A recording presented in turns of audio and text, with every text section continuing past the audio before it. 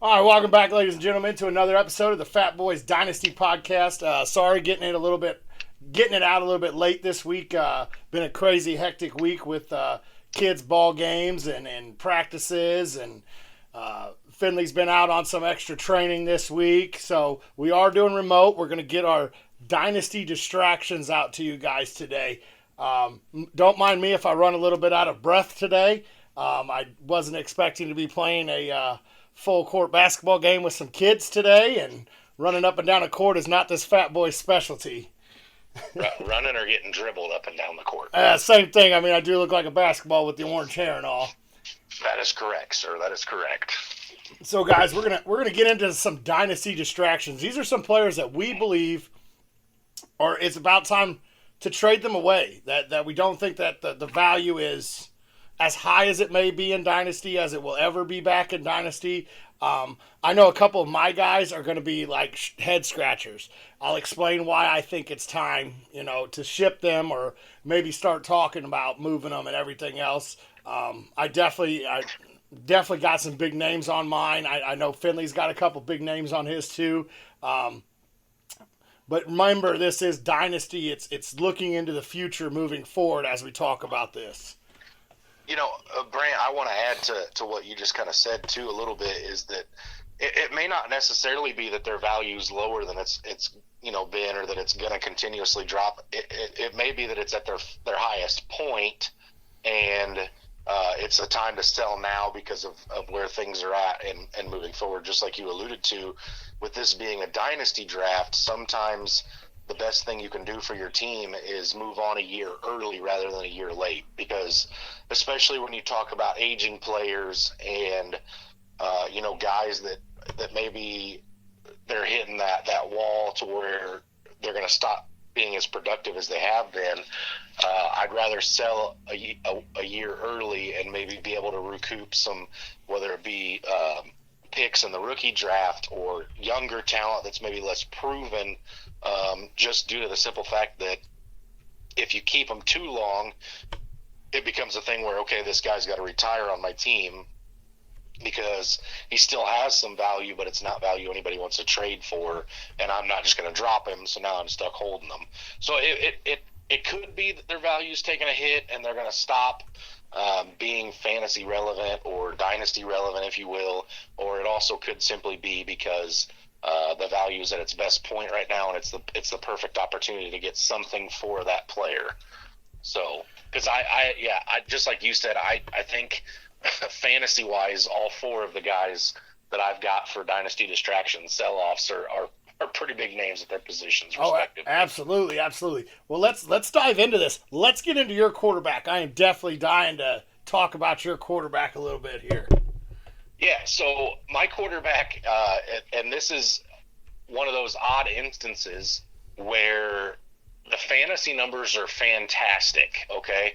But from an NFL perspective, which I understand it's just fantasy that we play, right? We're not actual NFL GMs. We're not actually, trying to put fans in the stands and win games, and we don't have lofty, goals for the city and worried about getting fired. Because if I have a horrendous year as a fantasy manager, I just pack it up and move on to the next year. Well, you can't do that as an NFL GM. Well, some of them do pack it up. Some of them do. Some of them get forced to pack up. My quarterback is Jalen Hurts, and I know for fantasy he's an absolute stud. A top 10 quarterback in fantasy last year, and he, everybody's saying, well, he just got AJ Brown, and he's got Devontae Smith coming into his second year, and Dallas Goedert looks great, and I agree with all of those things, but in a dynasty, you also have to be somewhat cognizant of the fact that Jalen Hurts is not a traditional NFL quarterback. His numbers aren't eye-popping for the NFL world, because the running value that he brings to the table fantasy-wise makes him an unforgettable fantasy asset. But I just worry that maybe if they don't put a winning season together this year, Philly may look to move on next year. There's some big named quarterbacks supposedly coming out of the draft next year. You got the obvious ones in C.J. Stroud and Bryce Young. And if Philly happens to have a season that's not great, this is a situation for Jalen Hurts that's, in my opinion, at the very least, very similar to where his situation is in Miami. If you can't do it this year, you're never going to do it. And in his career, Jalen Hurts has thrown for 22 touchdowns and 13 interceptions, and those numbers are not great. I mean, it's less than a 2-for-1 ratio for touchdown to interception. It's slightly closer to like 1 for 1.5 or 1.5 for 1. But the numbers that make him fantasy relevant are the 13 career rushing touchdowns. And I understand that's huge for fantasy, but again, like I said, you gotta look at the total picture, especially in a dynasty and a redraft league. As long as he's the starting quarterback for the Philadelphia Eagles, I'd take a shot on Jalen Hurts every year. But the simple fact that, there's been rumblings in the past that the front office was split between Carson Wentz and Jalen Hurts, and there's been internal discussions about should they add a quarterback in the draft, should they not, and I want to pump the brakes, because this is a guy that if I owned him and somebody else was overly excited about him, I would be willing to let somebody overpay me for them. Or for him. I'm not going to just give him away because I'm worried he's not going to have a job in the National Football League in the future. But what I'm saying is, if there's somebody that may be a little less worried about those things than I am, and maybe willing to pay me maybe even a little bit over market value, if you will, of what Jalen Hurts is, and I'm going to take that 10 out of 10 times, and I'm not going to think back on it just because of how deep the quarterback pool is, really. Absolutely. And with Jalen Hurts, I'm an owner in our Dynasty League of Jalen Hurts. I've been shopping him most this offseason, listening to offers, everything else. Nothing has come across to really strike my fancy. This guy here, he put up, top 10? Where did you say he finished last year? His exact finishing spot in PPR was the quarterback 9. Okay, so he was top 10 last year. Top 10 quarterback, so he's almost guaranteed to put up QB1 numbers week in and week out. You're looking at a first, second round draft pick in the Superflex League. Actually, you're really looking mainly at a first round draft pick in my mind in a Superflex League. And a Superflex, 100%. Yeah. And honestly, in a 1 QB league, you're looking at a guy that's almost guaranteed to get you top 10 numbers every week.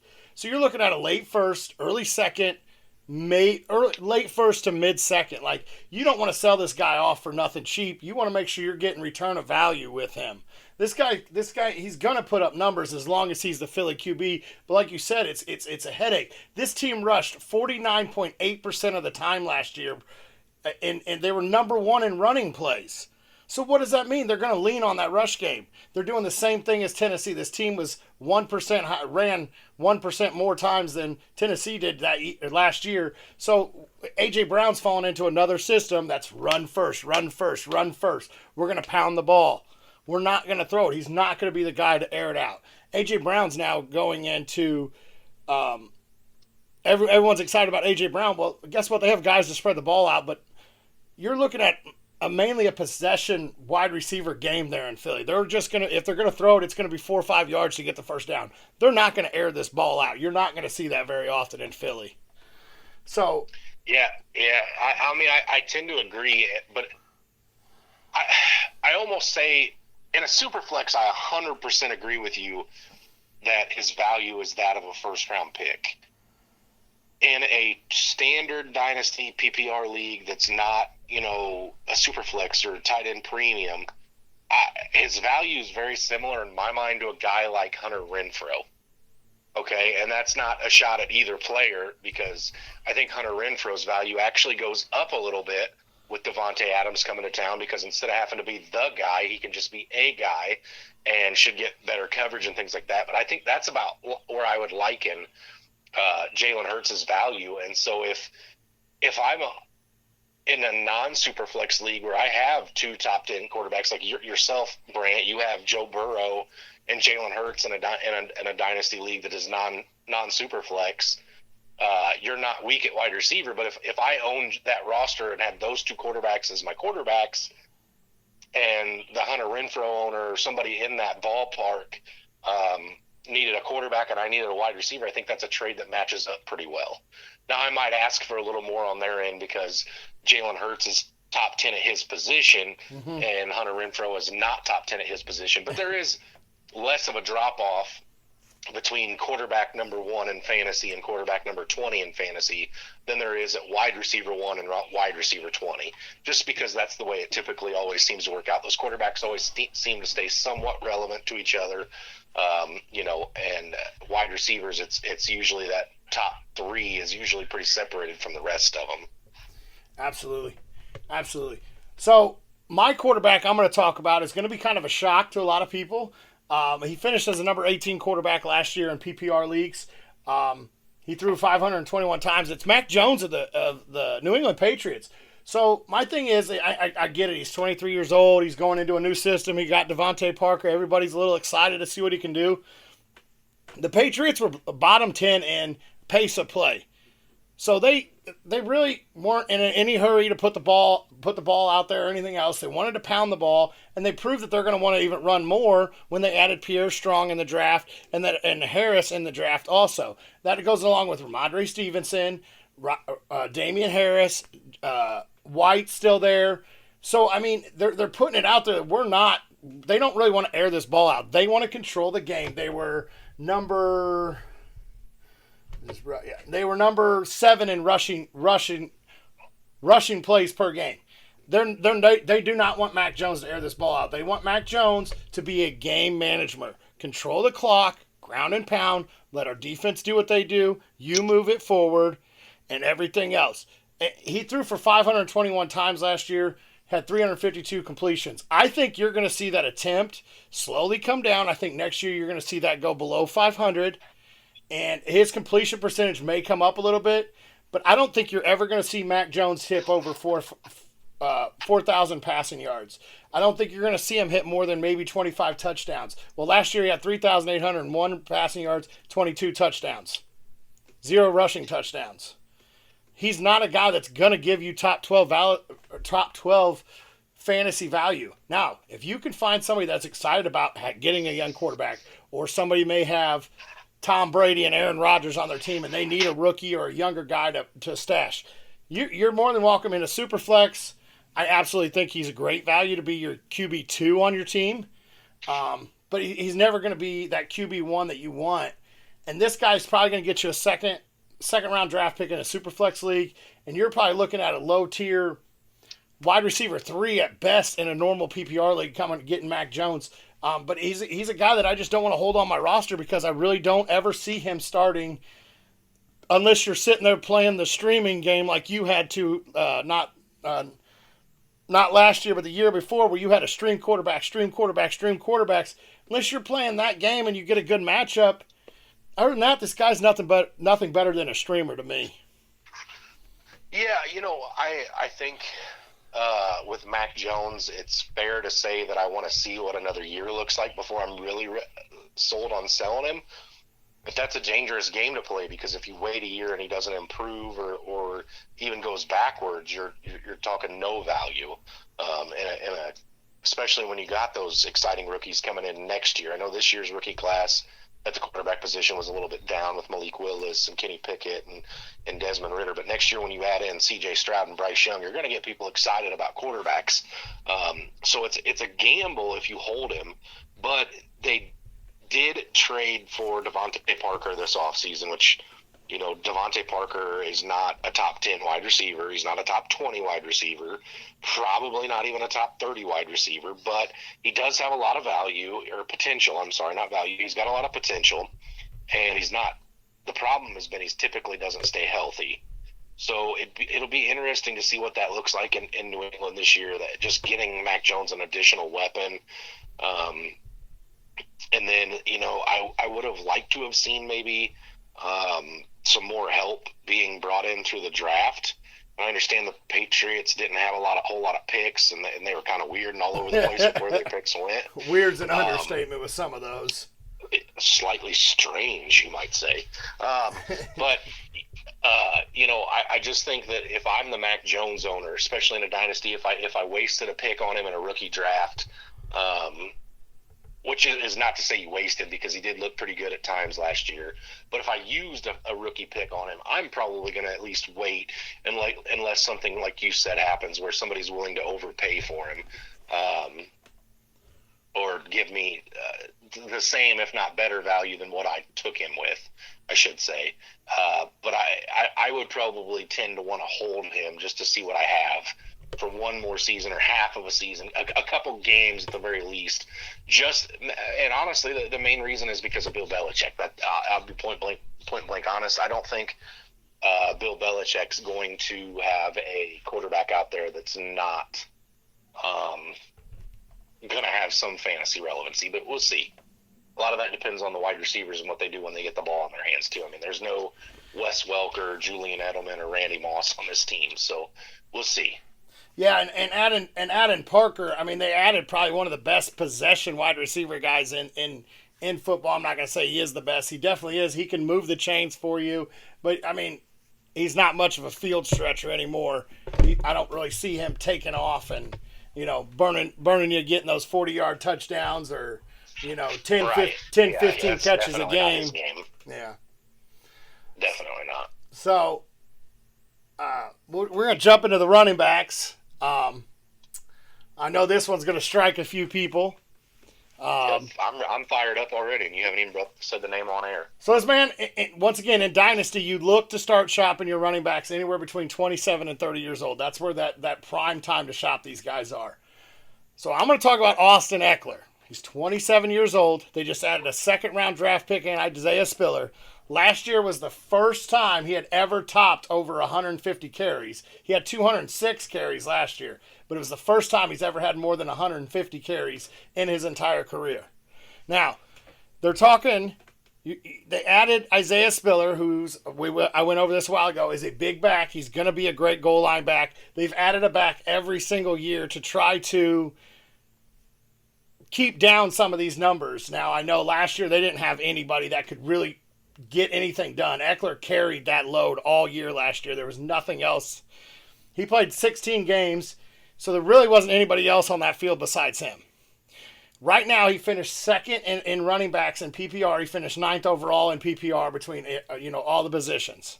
Now, his value will probably never get higher. This guy right now, if you ship him, 27 is where I start to look to shop running backs. If you move him this offseason, now I'm not saying if you are out there and you are competing for a title, you're not moving Eckler. You're not. You're moving Eckler if you're in a rebuild, or maybe you just won a title and you're ready to start your rebuild, or maybe the rest of your team is, getting older and you're ready to start that rebuild process. You're moving Eckler because right now you're looking at Eckler, you're looking at 2 first-round picks possibly for him. You're looking at another young RB1 and a first-round pick if you get the right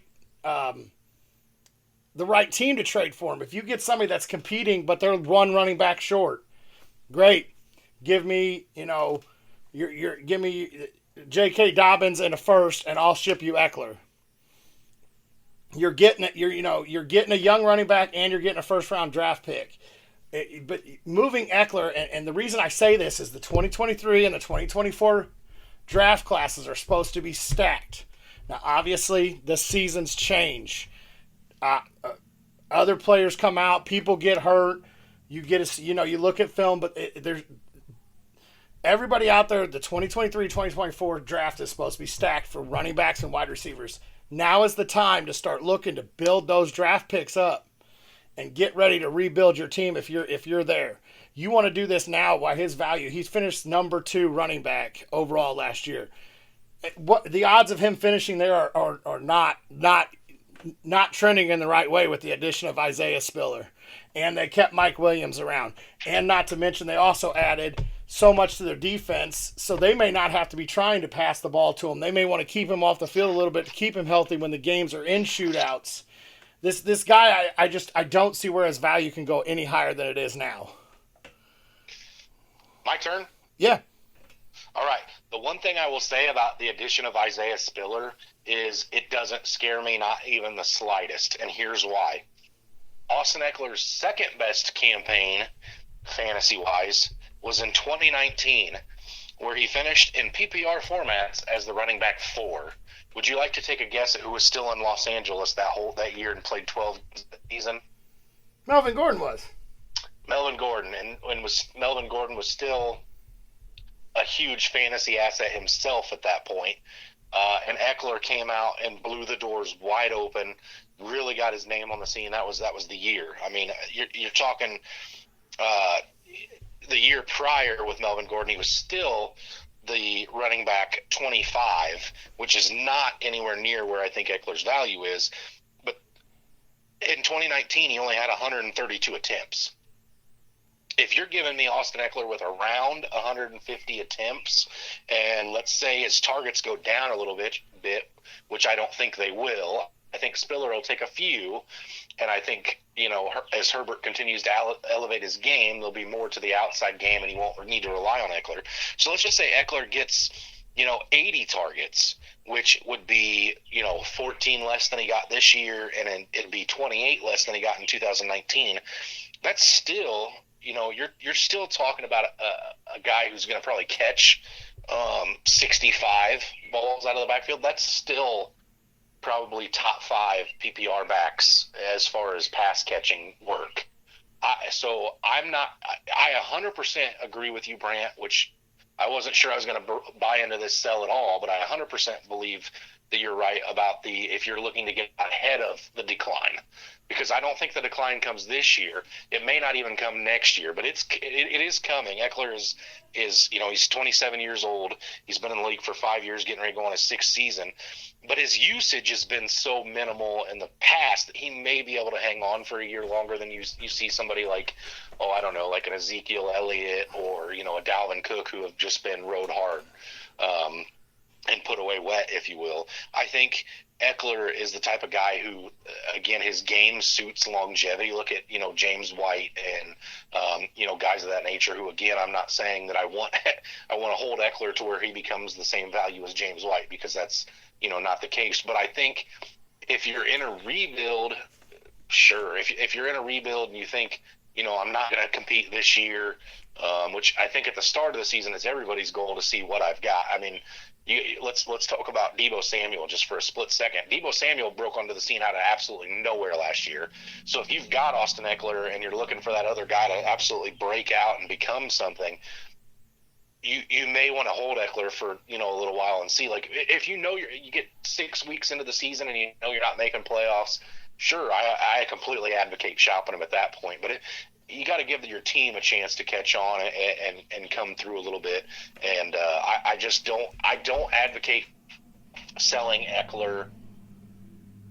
I don't advocate for selling Eckler early because of being scared of CJ Spiller, I guess. Isaiah Spiller, I'm sorry.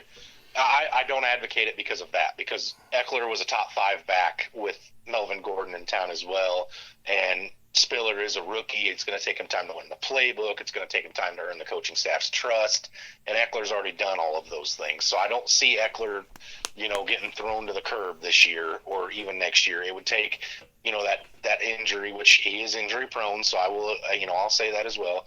It could be an injury that maybe brushes him back and Spiller takes off in the role, and then maybe we see things looking different. But I'd have to see that happen before I'm ready to hit the panic button and sell Eckler.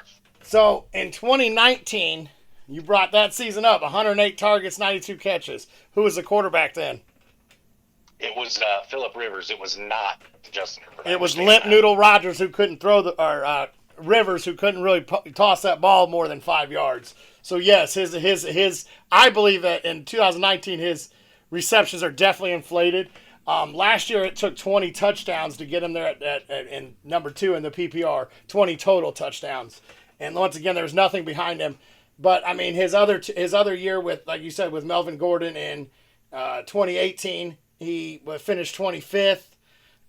He only had 6 touchdowns. He only had 53 targets. And then 2020, where we saw, I don't even think we saw Tyrod play a full game, did we? He played what week 1? Week 1, yeah. Yeah. He had 65 targets. Now, mind you, like you said, he did miss plenty of time in 2020. I kind of wiped that season out. I know you can't really just wipe it out. but when you don't play, I guess he played just a little over half the season. But I just don't see where you're going to get, if you hold him any longer than this offseason and he starts out anywhere slower than RB2, you're not going to get the return that you want for him. He's just one of those guys that, in my mind, he finished 26th and 25th. I get it. The 2019 season, he finished 4th, which is amazing. He did great with Melvin Gordon. And like you said, Melvin Gordon played 12 games, had 55 targets. So, I mean, that was 150-plus targets targeting the running back that year. Yeah, I mean, I do agree with that. I mean, the changing a quarterback makes a difference, but I mean, he did have 94 targets last year with Justin Herbert, and Justin Herbert had a great year last year too. So I don't want to take it away and say that, you know, yes, it was a little inflated in 2019 due to Phillip Rivers, but he got targeted just fine with Justin Herbert last year as well.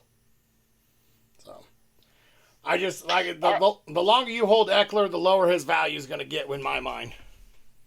Okay, I can definitely say this is one that you and I are going to agree to disagree on. I think that his value does start to decline for sure, but I don't think it starts this season. We'll see.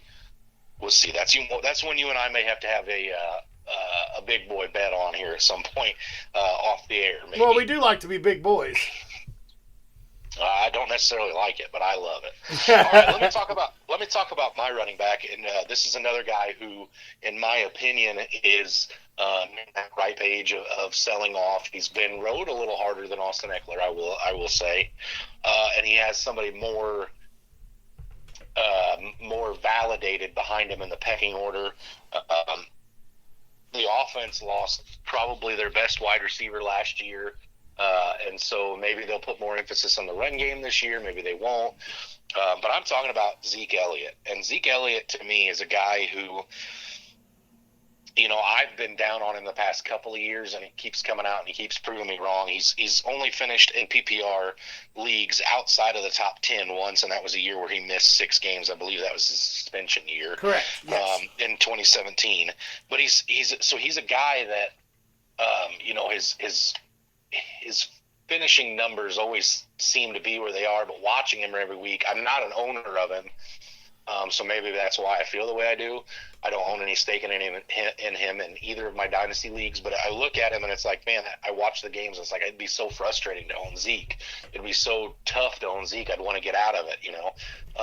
And, you know, Dallas can walk away from Zeke's contract after this year, with my understanding, with no dead money. And you've got a guy in Tony Pollard that is no spring chicken himself. He's been in the league for a while. But he's looked good anytime he's had to come in and give Zeke breaks, or anytime Zeke's missed time or whatever. He's looked good. He looks fluent in the offense. You know, you've got a top 10 fantasy quarterback in Dak Prescott because he airs the ball out. He's got CeeDee Lamb and Michael Gallup when he comes back, Dalton Schultz.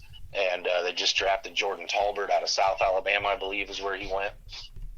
And so you've got a prolific passing game there, and Zeke always finds a way to finish. And I just think Zeke is another one that, again, I'm down on him, so maybe Walker, or if you have a different opinion, I'd love to hear it. But I just think that if I own Zeke, this would be the time, like the prime time, like right now, I would be trying to sell him.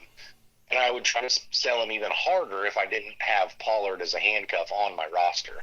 If I had Pollard, I might be a little more hesitant, and it would take the right offer. But if I didn't have Tony Pollard, I'm best offer I get, I'm putting him up on the trade block. I'm messaging everybody in my league saying, hey, Zeke's available. What are you going to give me? And the best offer probably takes the cake. I don't know what I would be looking for necessarily, whether I'd want to go younger at running back. I'd want to pick a future pick. I have no idea where I'd be looking at in value, but it would be the best offer I was able to get, because Zeke is a guy in my mind that I'm clicking the panic button. I'm ready to get out, just because I feel like I've been ready to get off of him for the last 2 years, and he keeps proving me wrong. So I'd love to hear your opinion on this one, Brant. I don't see him finishing. I know he's done it every single year except for a suspension year, but I don't see where the top 10 comes in. Like you said, coming down the end of the stretch of the season, Tony Pollard looked phenomenal. This is a team, and the NFL is going to, and this is what stinks for fantasy. The NFL is going to running back by committee. Every team is doing it. Everybody's doing it.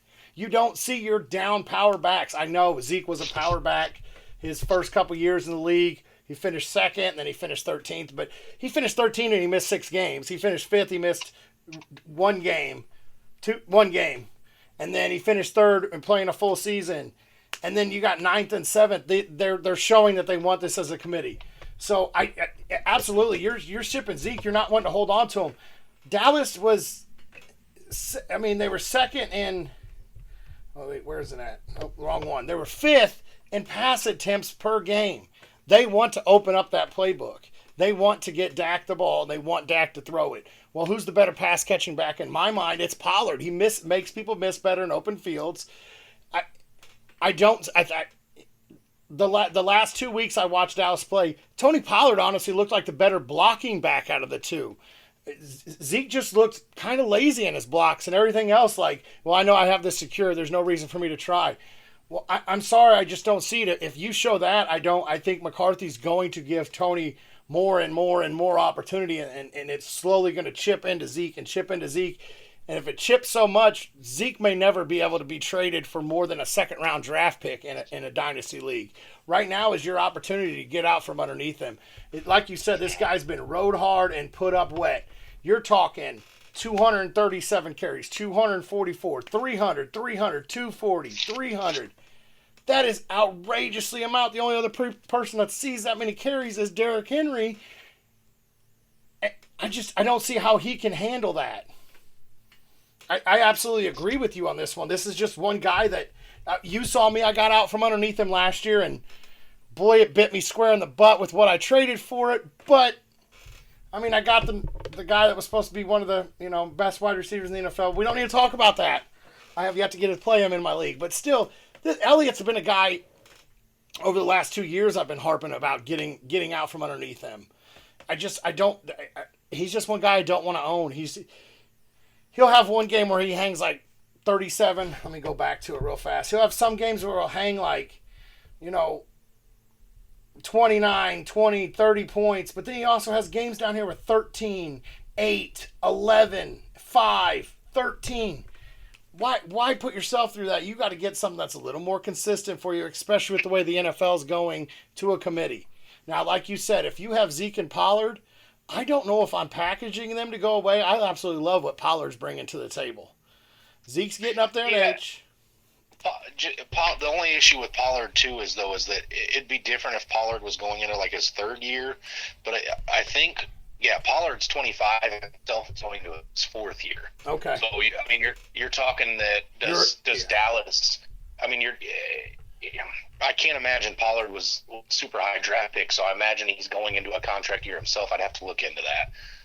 And I apologize for not having that prepared. But I have to imagine that maybe Dallas goes the route the rest of the NFL world is kind of going, and they're take another running back and not pay a second contract. And if you see that, then you probably held both of them too long, obviously. Yeah. So maybe again, if the offer's right, I'm willing to do it. If I'm the Zeke and the Tony Pollard owner, and similar to what we were talking about with Eckler, if somebody wanted to give me a late round pick, and maybe an unproven talent like maybe a Travis Etienne, or somebody who overperformed like Elijah Mitchell, maybe that's enough for me to sell him and say, somebody else take this headache. Let me work on building up the position through the draft and with another young guy. That may be enough to entice me, but if I own both, it makes me a little more likely to hold on. But it's not everybody is big on getting their handcuffs or holding cuffs, and in leagues that the bench is not real deep. Maybe you had to drop him, Pollard, on a bye week or something, and somebody else snaked him up. I don't know. I just think if I didn't own both, I'm selling for sure. If I own both, it would have to be the right offer, but I'd probably still sell. Absolutely. I 100% agree with you. Brant, let me move on to the wide receiver position here, and this is another one that I think we're going to get some back and forth on here because I know you're a little higher on this guy than I am at this point. I'm talking about Amari Cooper. Amari Cooper's 27 years of age, so he's still got a couple years in that dynasty window where for a wide receiver, typically for a wide receiver, the age 30 season's about where you're looking to start offloading them, unless they're like a real top-end talent, then maybe you want to hold them for a little bit longer. But Cooper is a guy that, to me, his value took a hit when he got traded because he's leaving an offense that was extremely explosive in Dallas, very pass heavy, very, Dak Prescott would put the ball up there and let guys go make plays. And now he's going to a quarterback in Deshaun Watson, who I understand is phenomenal. But the problem is we haven't seen Deshaun Watson play, and probably after he gets his suspension that he gets this year or whatever, maybe he doesn't get a suspension, I don't know. But he hasn't played in a full season already at this point. And if we talk about him potentially getting suspended for 6 games, now you're talking about putting your faith in Amari Cooper with a quarterback who hasn't played in a year and a half. And again, I know it's Deshaun Watson, but I don't necessarily want to have my, potentially wide receiver 1 tied to Deshaun Watson's situation. And, in the past, Cleveland with head coach Kevin Stefanski has been a very, very run-heavy team. They play in Cleveland and Pittsburgh and Baltimore. It's cold. And it's cold. It's usually rainy or snowy or windy. And it kind of benefits those teams to use the run game. I mean, if you look at those teams in that division, Cleveland with Nick Chubb has a very sound run game. Baltimore with Lamar Jackson has a very sound run game. We'll see if J.K. Dobbins can help out with that. Well, I mean, when you start 2 running backs, you kind of have a great solid run game. Absolutely. And then, you go to Pittsburgh, Najee Harris should become even better this year, but another team that's, run-dominant offense. Really, Cincinnati's kind of the only exception to it with Joe Burrow and what he's been able to do, and that very well may be what happens with Deshaun Watson. I just don't know how I feel about tying myself to Amari Cooper with Deshaun Watson. And last year in the potent Dallas Cowboys offense, Amari Cooper was wide receiver 27, so it's not like it was fantastic last year. And I do think that if Deshaun Watson plays a majority of this season, obviously the run first 100% of the time is not going to be the offense in Cleveland anymore. You're going to have to pass the ball.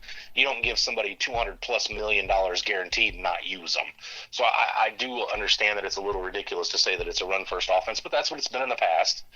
And, there's all these whirlwind rumors spreading about Baker Mayfield. Obviously, I don't think Baker Mayfield starts the season as a Cleveland Brown. We'll see.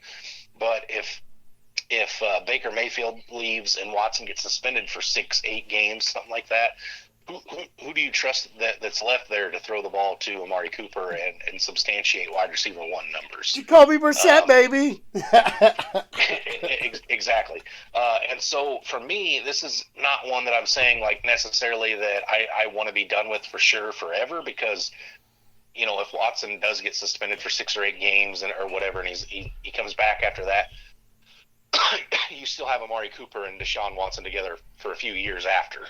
So I understand that there's value, but I may let that go somebody else's headache. I'll let go send Amari Cooper and let somebody else worry about Deshaun Watson's suspension or who's throwing the ball when Deshaun Watson's suspended, and let somebody else worry about are they still going to feed Nick Chubb and Kareem Hunt, or are they going to let Deshaun Watson air the ball out? I'll let somebody else do that, because even though he finished as the wide receiver 27, he's still being drafted ahead of that. He's being drafted as the wide receiver 22, 23 in that range now.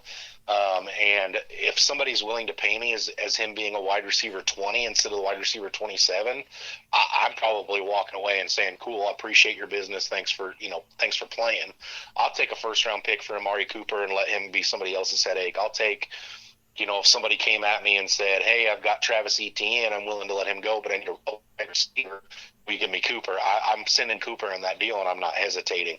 And again, it's more a personal afflection thing that I don't want my potential wide receiver 1 being tied to a quarterback who may not play a full season. And yes, it is dynasty, so that does change. But my goal every year when I enter a league is I want to win as many games as I can. I want to finish, as high in the final standings as I can. whether that be holding a fantasy league trophy at the end of the season or, whatever. I don't want to finish last. And if my wide receiver one's got Deshaun Watson, who's suspended, and now it's Jacoby Brissett, I'm probably not liking my chances. So I need to let that be somebody else's problem. I don't know. What's your take on that, Brant? Well, my take is he's going into an offense that was 28th in pass plays. Yes, he's not going to be a wide receiver one no more. Like you said, he's going into a run-first offense. They were 7th, I think, 6th in rushing plays per game last year. He's not a wide receiver one no more. If he's your wide receiver one, I absolutely 100% agree. It's time for you to get out from underneath him, try to get the most back you can come out of him. I have Amari Cooper, and he's sitting in my wide receiver 2 flex area. Like, I have the benefit of having decent young wideouts. If you have that benefit, I think you hold Amari Cooper and you see what this first year in Cleveland is all about. Even if he misses some time with Watson getting suspended. But Amari Cooper is a guy, like you said, if he's your wide receiver one, you got to get out from underneath him and let that be somebody else's headache, because you're never going to be happy with the consistency he puts up. Like I said, 28th in pass plays per game. That's not going to cut it for your wide receiver one. You want to find your wide receiver ones in a Tampa Bay, Kansas City, and the Chargers offense. That's where you want to find your wide receiver ones. Pittsburgh, Dallas, those are the top 5 right there. You're not going to find somebody down here in the bottom of the totem pole. So, yes, if that's your headache and he's your wide receiver one, by all means, get rid of him. I absolutely love that you keep bringing up ETN, since I brought up ETN last week. And, I did trade for ETN in this offseason, too, and I'm extremely freaking excited for him. I know you were high on ETN last year too, but we talked about that last week. Sorry. Let's get back. But yeah, Cooper's a guy that's going to give you a headache this year. He's going to be your up. He's going to be your down. But if you have the luxury of having him low enough as your wide receiver 2 flex area, hold on to him. See what's happening with him. He's one of those guys that I would love to see what happens in this offense. Because like you said, 9 times out of 10, they stack that box there. Amari Cooper's got a good shot at being wide open quite a bit. Excuse me. But yeah, if he's your headache as your wide receiver one, you've got to get out from underneath him and start that process of finding you a wide receiver one. Go out, find yourself a Travis Etienne. Go out, find yourself two second-round draft picks. Go out. If you get a first-round draft pick, phenomenal. Move those draft picks into trying to find yourself that wide receiver one that's a little more consistent. Because you see that a lot nowadays with teams spreading the ball out a lot more. Yeah, you still had your far and above wide receiver ones this year in your Cooper Kupps, and there's a few other names out there. We'll talk about one here shortly. But yeah, if he's your wide receiver one, you can't sit there and hold him. Like I said, I have the luxuries of a Tyreek Hill and a Devontae Smith and a Rashard Bateman and Michael Thomas I still have sitting there. So I have the luxury of being able to fluctuate my wide receivers a little more. If you don't have that, you need to move Cooper and start trying to take that assets you get from him and move and try to find yourself someone that's not going to be that big of a headache for you. Because like you said, he's going to be your up and down all year. And he's going to be my up and down all year, but I'm going to live with it. But I absolutely agree with you 100%. If you cannot, with your wide receiver one and your running back ones, you cannot afford to have that type of headache. You want the opportunity to have consistency in that area. Even if that consistency is 15 to 20 points per week. Because by the end of the year, guess what? 9 times out of 10, those guys are going to end up being top 10, top 12 wide receivers or running backs if they're consistently putting up those points. Because most of the time you see those running backs that consistently do 15 to 20 points, they have their breakout games too. But you never see them too many times below that 15-point barrier. You saw Zeke finish as a top 10 wide running back with games of 8 points and stuff like that we just talked about. So as long as you've got to find that consistency there. So absolutely. I'm going to jump into my wide receiver to trade away, and I feel like if I was there with you, I feel like I might get a little backhand to the face on this. I'm not sure where you stand on this. I know I told you his name. I'm kind of excited to see where you stand. This guy just moved to a whole new team. I'm going to say he took a pretty drastic downgrade in quarterback. Mm-hmm. Devontae Adams going to the Raiders. I get it. His buddy's Derek Carr. This man has seen 169 and 149 targets over the last 2 years with Aaron Rodgers. He finished as the wide receiver 1 last year, and that was, missing, 2 games he missed last year, but he also had 18 touchdowns. Well, we saw that 18 touchdowns come back down to 11, but he had 169 targets, so he had 20 more targets in playing the full season last year. Well, he missed 1 game because there's 17 games now. So this guy's going into a system in Las Vegas where he's no longer the only one there. Like the last 2 years, he's been pretty much the only wide receiver in Green Bay. And the last time that he really wasn't the wide receiver in Green Bay was 2019. Mind you, he did play 12 games. He did finish as wide receiver 23. He did have a great year in 2018. I must have overlooked that one completely when I put down my stats because I don't have anything for 2018 down. He did have a very good year in 2018, but once again, those are with Rodgers. He's moving to Derek Carr. Now around him, you're looking at Hunter Renfrow, one of Carr's favorite targets on third down. Probably still going to be one of his favorite targets on third down because he does have that chemistry on third downs with him. You're talking about big body Darren Waller there. You're talking about Josh Jacobs and the new Zamir White there. You've got 4 more pass catchers going from Devontae Adams and Aaron Jones were the only 2 in Green Bay the last 2 years. Adams still got Kenyon Drake as well. Kenyon Drake is still there. I did, yeah. So I'm not saying this guy's not going to finish as a top 10 wideout. Well, what did you just say about when do you want to start shopping your wide receivers? Age 29, age 30? This man turns 30 years. He turns 30 years old this season. I'm telling you, in my mind, this man will never see top 2 wide receiver numbers again in Oakland. He's going from Aaron Rodgers, who is one of the most consistent, most accurate QBs in the NFL. Oh, he just got cut off. Give me just a moment. I'll have to call him back.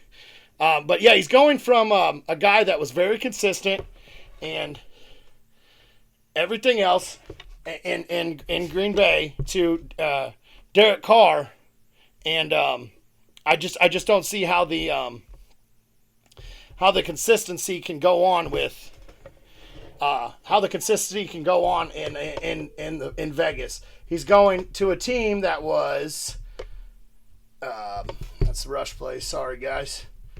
I'm getting him back here. He's going to a team. They were 6 in pass plays last year, but I just don't see how they can spread the ball out to anybody, to everybody, and put up top 5 wide receiver numbers with Devontae Adams. I don't see 18 touchdowns in his future. I don't see 11, maybe 12 touchdowns. Maybe you could see, but I think that might be his ceiling in touchdowns. And you're not seeing over 150 targets for this guy coming in Vegas. Finley, I know I lost you a little bit, and I got it back a hold of you. I think you're back. I'm here, yeah. All right. My take on Devontae Adams is I think I'm pretty on board with you with where you're at, but I think the addition of Devontae Adams hurts everybody on the Vegas team more than it will hurt him. With that being said, I don't think his value is anywhere near what it would be if he was still in Green Bay.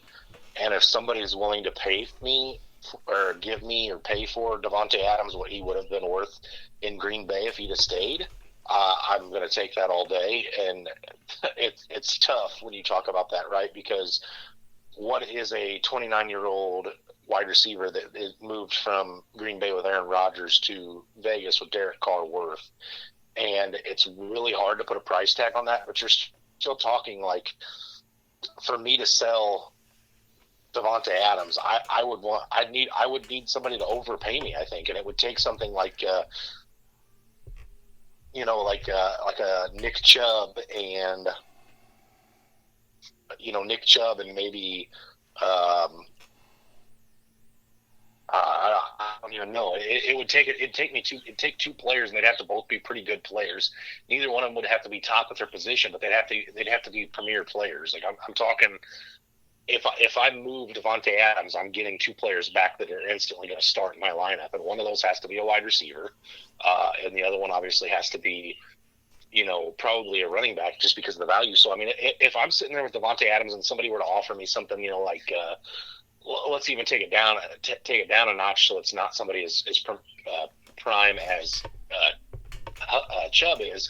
But if somebody was willing to give me like CEH and CeeDee Lamb I would do that in a heartbeat. If somebody was willing to give me, let's say your rookie draft's already done and somebody's like, hey, I've got Drake London and I'm willing to pair Drake London with James Conner, I'd probably strongly consider that, just because I'm getting two guys that I can play this year, and in both of those scenarios, I'm getting wide receivers that could potentially become that Devontae Adams-esque player, which I think is lofty to say for either CeeDee Lamb or Drake London, because there's not too many players that turn into Devontae Adams. But in order for me to sell Devontae Adams, somebody's going to have to, in my mind, overpay. And that's simply just because of what the production has been. And yes, I know it's at that age mark where, we're sitting here saying that this is where we'd advocate for you to start moving these guys. But I did say earlier that, age 30, if you have that top end wideout, I might hold them for a couple more years past that. And this may very well be that guy, because again, not to say that this is what's going to happen, but at age 30, Randy Moss went and played in New England and had his best best year of his career. Also took a huge, amazing upgrade in QB when he went there, though. He did. You're correct, and that's fair. But I think Devontae Adams is good enough that he's going to exceed wherever he goes. There may be like a small bump back. The numbers may not be great to start the season, and this may be actually a player for me in my mind I'd rather buy low on. If I'm a contending team and I need that wide receiver help or something, and the season starts and it looks like maybe he's starting off slow, like, Waller's still getting that love and Renfro's still getting that love and Adams is, not finding the end zone those first couple of weeks, I may try to buy on somebody's pain. That they're, they had the high expectations coming into the season. Oh, he's reunited with his college quarterback, and this is where he wants to be, so he's happier now. And I may take all that into consideration. And if somebody was, ready to move off of him after a couple bad games or down games, I'd probably be willing to try to pay them. But it's just so hard to put a value on somebody at Devontae Adams' point in his career. But I think if I was a Devontae Adams owner and I wasn't for sure that I'm contending for a title this year in my league, that I would probably at least field offers. Absolutely. And Adams is a guy that I'm not selling for, like you said, anything less than a CEH and a CeeDee Lamb. I'm getting top dollar for this guy. This guy has finished as the wide receiver 1 and 2 the last 2 years. There's no way you can sell low on him. I understand he's going to a new system, but you're going to find somebody that's willing to pay that price for Devontae Adams in your league. If you put him out there, 9 times out of 10 you will. This guy he is elite. But can he sustain complete elite 1, 2, 3, 4, 5 wide receiver status in Las Vegas? I don't know, and that's a guy that he's turning 30 this year, and we talk about that age barrier that when they start their decline, and you'd hate to be holding him this year. And he slowly starts to decline and finishes as wide receiver 7. Obviously, it's not a decline. But then the following year, you're like, well, he finished top 10. I'm going to hold him again. Next thing you know, at age 31, he finishes as wide receiver 14. And then he's just slowly declining. This is the time where you are going to find somebody that's willing to pay that price for Devontae Adams. You can find yourself the youth as your move Devontae Adams, I think. Yeah, and it goes back to something we both kind of agreed upon earlier, is that it's better to sell a player a year too soon in Dynasty than it is a year too late. And it may be one of those situations where you trade him and you have instant seller's remorse. You're like, man, I should not have done that. But again, in a Dynasty league, you got to wait and see where that – because let's say – the chemistry blows up again this year in Vegas, and it's like they're reunited and never missed a beat, and Devontae Adams is a top 5 wide receiver. If you sell him this offseason, you're going to be disappointed in that, regardless of what you get back, unless you happen to get one of those 4 names that would finish in front of him, with him being the wide receiver 5.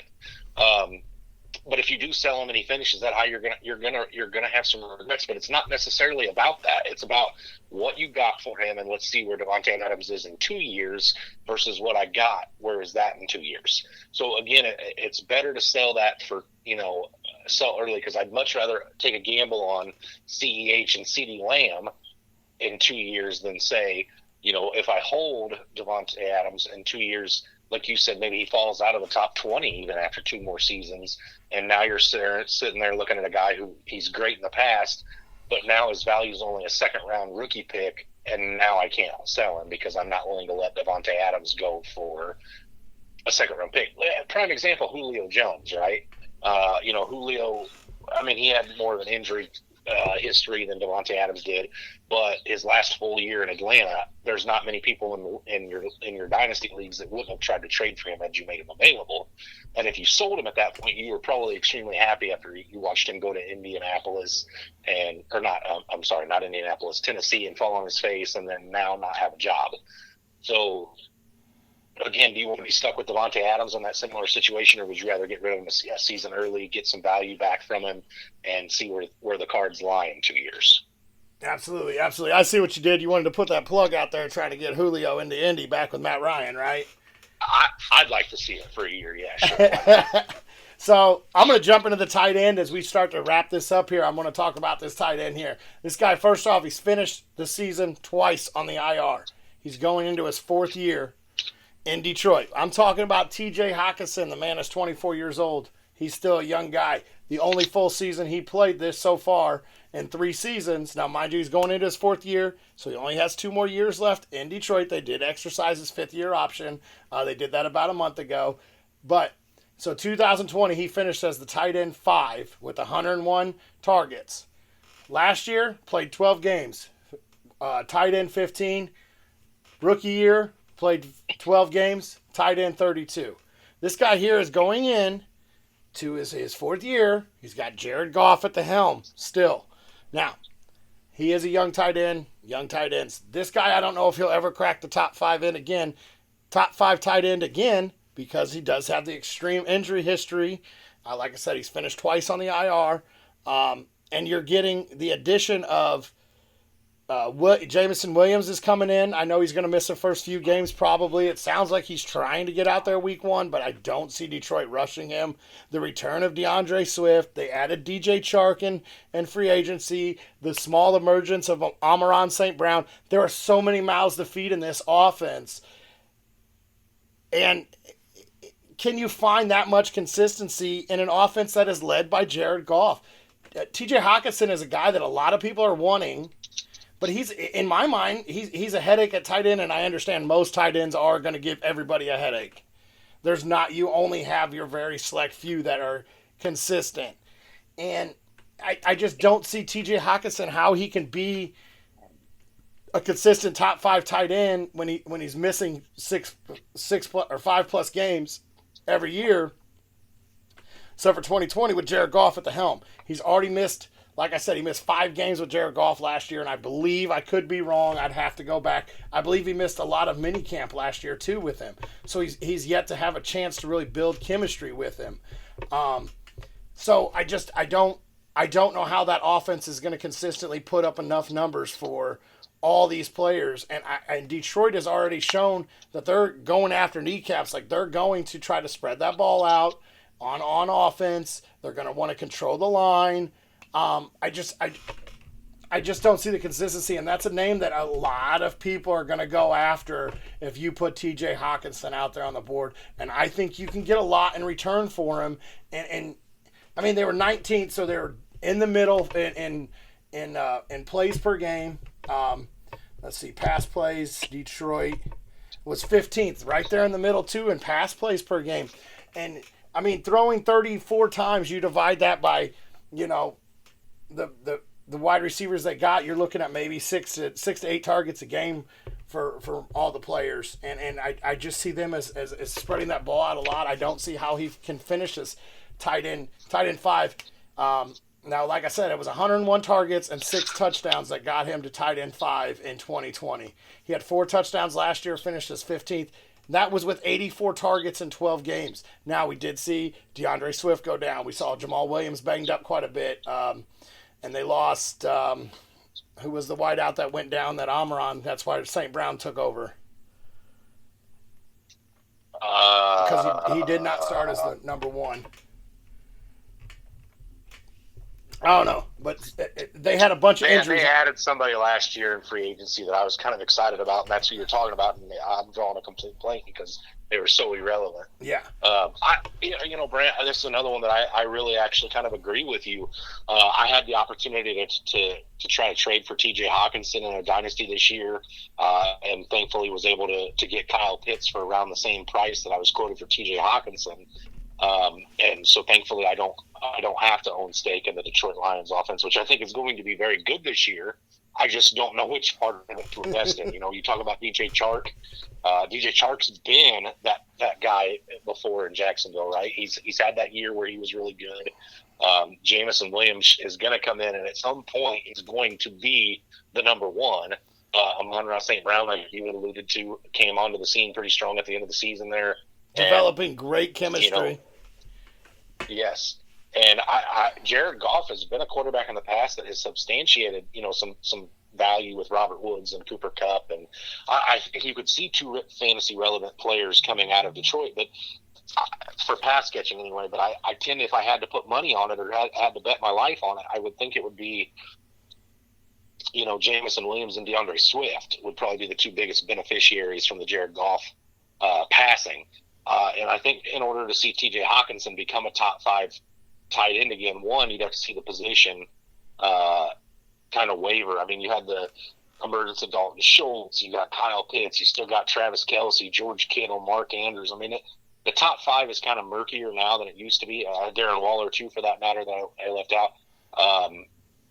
And it's just, I don't know how I feel about T.J. Hawkinson. This is another one for me that in a trade it'd be hard to value or gauge where his value should be, or what it would be that I'd be willing to pay for him, or what I'd be willing to take to sell him.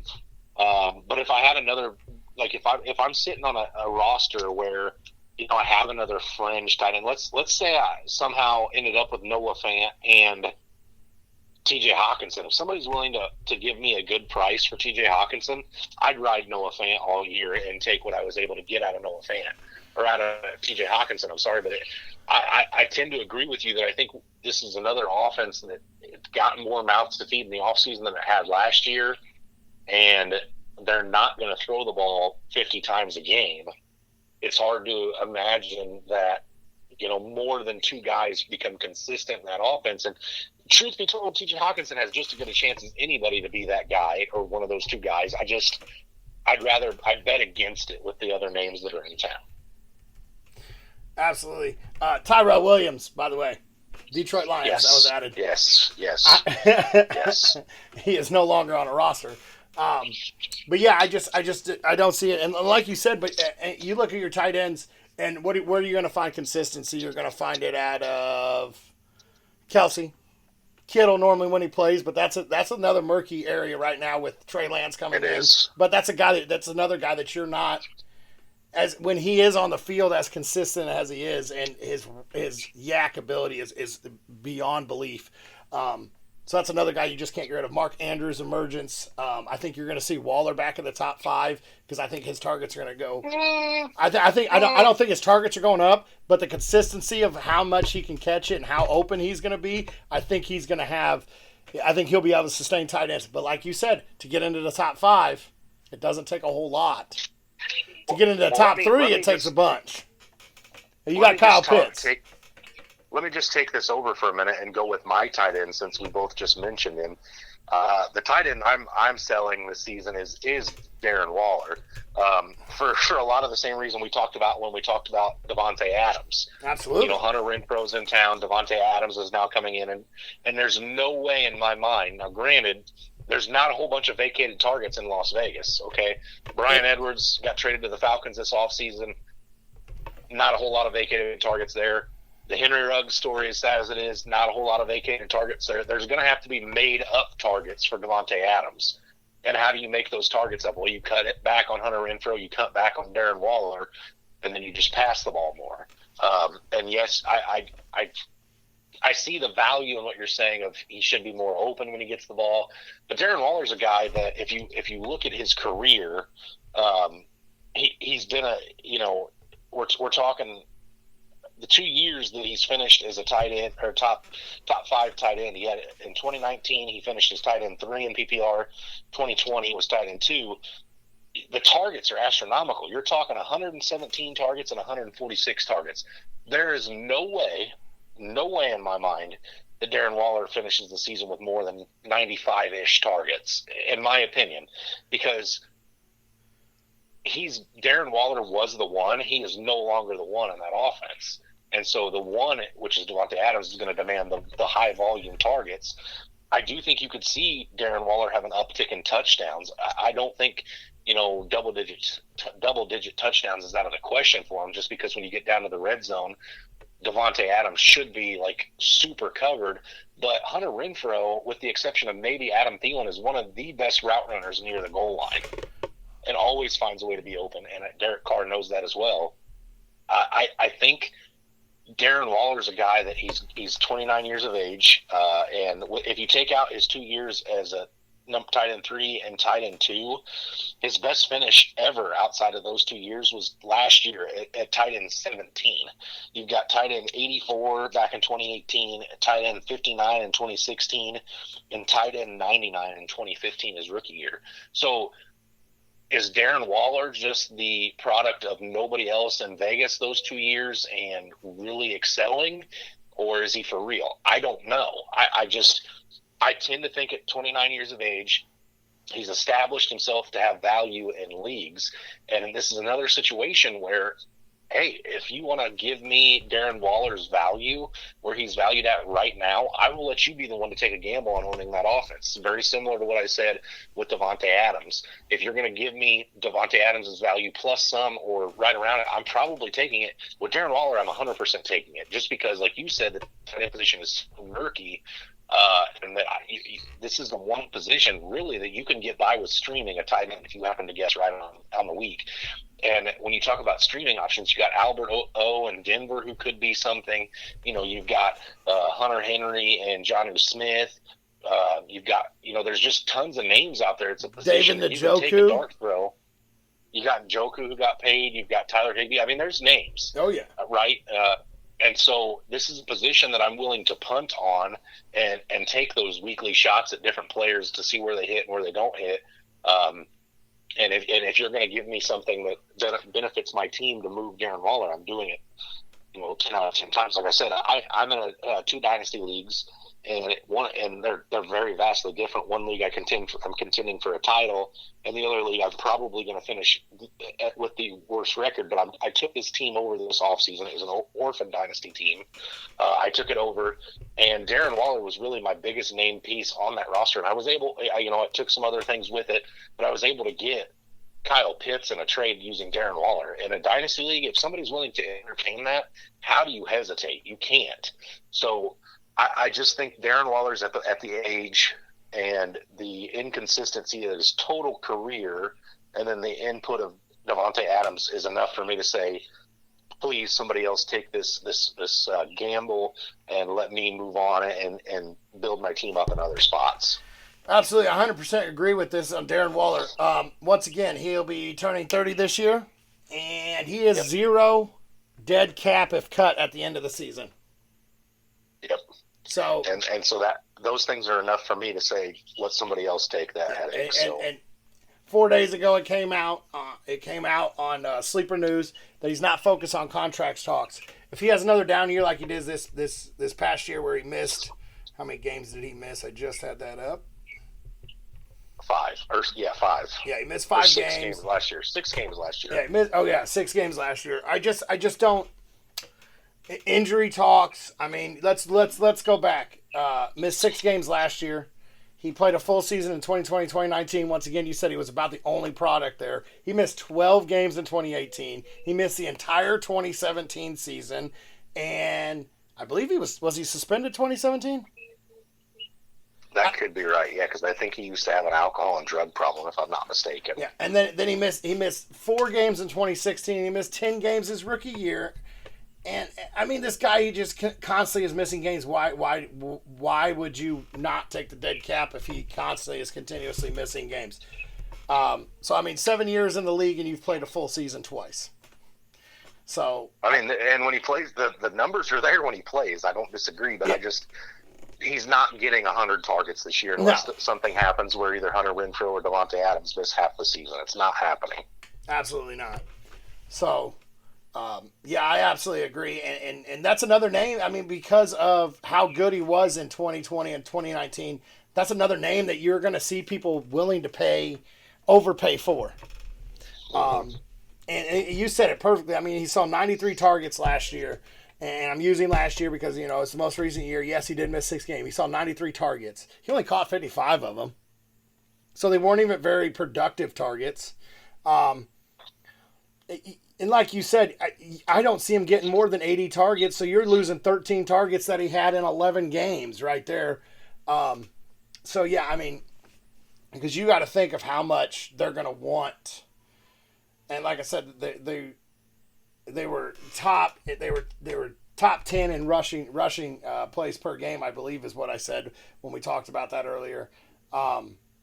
So I mean they want to rush the ball. They got a new offense coming in, so I mean new head coach and Josh McDaniel. We don't even know what he really going to want to do with this tight end. I understand he had Gronk all those years in New England, but everything is trending downwards for Darren Waller, and I absolutely agree. You'll find somebody that's going to want to pay for him because a lot of people don't want the headache of streaming the tight end position. I've done it almost every year in redrafts. I did it quite a bit last year before I finally settled down with Dallas Goedert in our dynasty. Tight end is one of those positions that if you don't get one of the top 3-4 guys, it's almost worth streaming. So I mean I would definitely get the price that you're going to get, and I don't think you're going to get a first rounder out of Darren Waller, but a mid to late second rounder and maybe a flex start player. It isn't out of the realm of conversation. I mean, what you said you traded Waller. What did you get for Waller? I can go back and tell you the exact trade, and again, it's different because it's not the same league as everybody else's, and there's different personalities and different. But the trade itself was, I gave up Kyle Pitts in a 2022 second round. Or I'm sorry, I got Kyle Pitts in a 2022 second round. I gave up Darren Waller, Juju, and Daryl Mooney. So, I mean, I did give up a little bit on my end, too, but I got back some sustainability at the tight end position for years to come. And a pick and a second round rookie pick. I do want to say though, I think name recognition is real, and if you're not in a league where all 10 guys pay attention to everything in the off season, pay attention to everything, as far as trends and just know the game of football really well. If you're in a semi-competitive league or a relaxed league, excuse me, you're going to get somebody who's willing to pay name recognition value on Darren Waller. So I think a first round pick is not completely out of play to the right person. I think if you're in a super competitive league where guys are saying, oh, wait a minute, Devontae Adams was added. Devontae Adams is going to demand targets. Waller had a bad year. He can't stay healthy. Just 2 years of being really good. Maybe not. Yeah, then maybe I'd still say it's an early second round pick. But it's not out of the realm to say that, maybe your best offer is like a mid second round pick and whoever their tight end is. Maybe it's something as silly as like the 205 in a rookie draft and Hunter Henry or Jonnu Smith. I still tend to think those are something I'm going to look at, but if that's the best offer I get, I may say, you know what, let me take the gamble because I'm not giving Darren Waller away for free, right?